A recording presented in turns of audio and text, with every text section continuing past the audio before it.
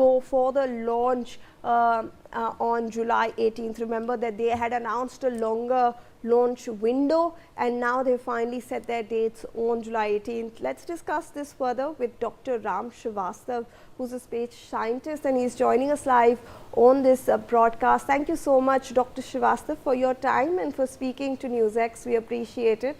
Dr. Srivastav, obviously this is a very big step in, if we can talk about Indian space industry as a whole. It is the first privately developed, it's developed by Skyroot. We are seeing some kind of integration from ISRO as well, help that has been provided by the government as well. And finally, that launch window has been set for July 18th. How do you look at it? This is going to be one very big milestone in the history of Indian space.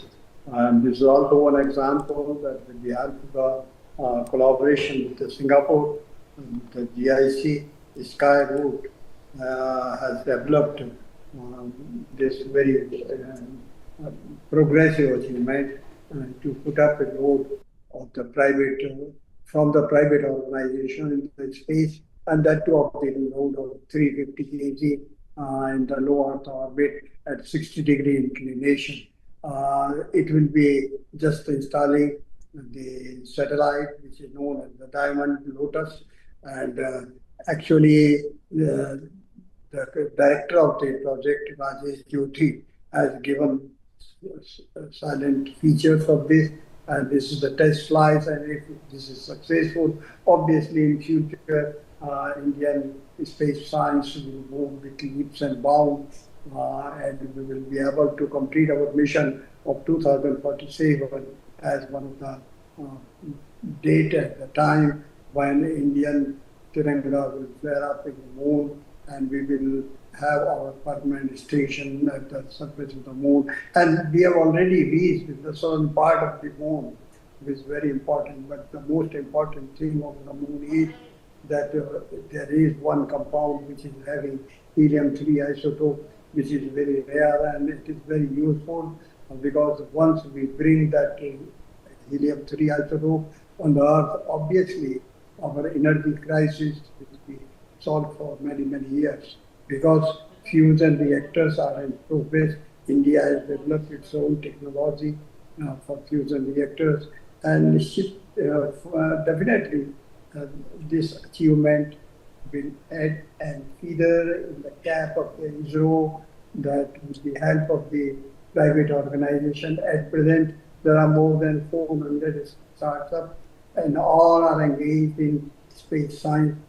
That's why the young scientists working in the space science from different universities, from IITs and other organizations, they will have opportunity to serve there, and they will be very much useful in the development of ISRO, because ISRO has its own limitations and windings, and those persons who are very much experienced and they are getting retired from ISRO, or they will be also working in this private sector. So this is one very attractive step in the development of science and technology and engineering and space science.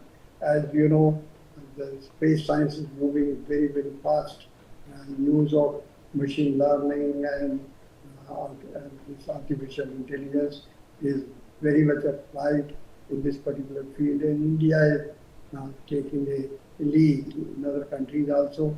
For example, there is one organization in America, they are trying to put up mirrors in the space, and they will sell the sun rays during the night so that the solar cells can work around the clock. Not only that, they are planning to launch 50,000 such reflectors in the orbit, and they can focus at any place.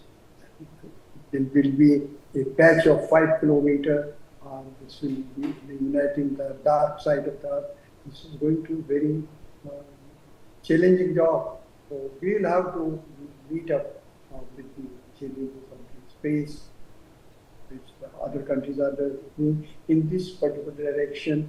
this startup with the help of the private organization or with the help of Singapore is one very important achievement for the ISRO and for the development of the nation. Thank you.